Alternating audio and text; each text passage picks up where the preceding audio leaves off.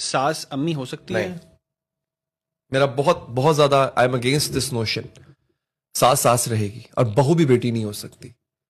सबसे बड़ा झूठ ये होता है, शायद सास अम्मी बन जाए, शायद सास मां बन जाए, अगर वो पहले बहू को बेटी मान ले तो। बेटी अगर 12 बजे सो के उठे ना, उसको ताना नहीं मिलेगा। ठीक, अब वो क्या, तो मेरी बेटी, ये मेरी तीवर की है, मेरी बेटियों जैसी, मैं इसको बेटी बना के रखूंगी। अलविदाई के वक्त क्या क्या बोलते हैं, फिक्र मत करो समधन, मैं उसको बेटी बना के रखूंगी।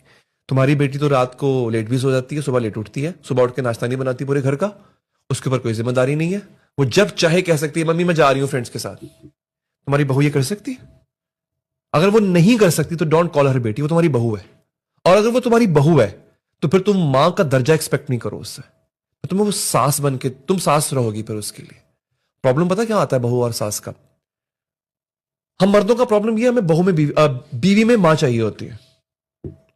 और जिस रोज मां को पता चलता है ना कि ये मेरी बीवी में मां ढूंढ रहा है वो बिफर जाती है। एक प्रॉब्लम ये है, अब ये बात थोड़ी सी मैं खुली करने जा रहा हूं और ये हकीकत है। प्रॉब्लम इसमें सिर्फ ये है कि मां हार जाती है। मां 24 घंटे मां रह सकती है, वो जो बीवी है ना, वो दिन को मां रह सकती है, रात को गर्लफ्रेंड बन जाती है। यहां पे वो बाजी जीत जाती है। एक तल्ख हकीकत है। इसीलिए आप नोट करें कि वो जो मां होती है वो फिर जंग लड़ती है, वो अपने सारे हथियार निकाल लेती है। सबसे बड़ा हथियार क्या होता है? तू मेरा पुत्र ही नहीं तो मेरा बेटा ही।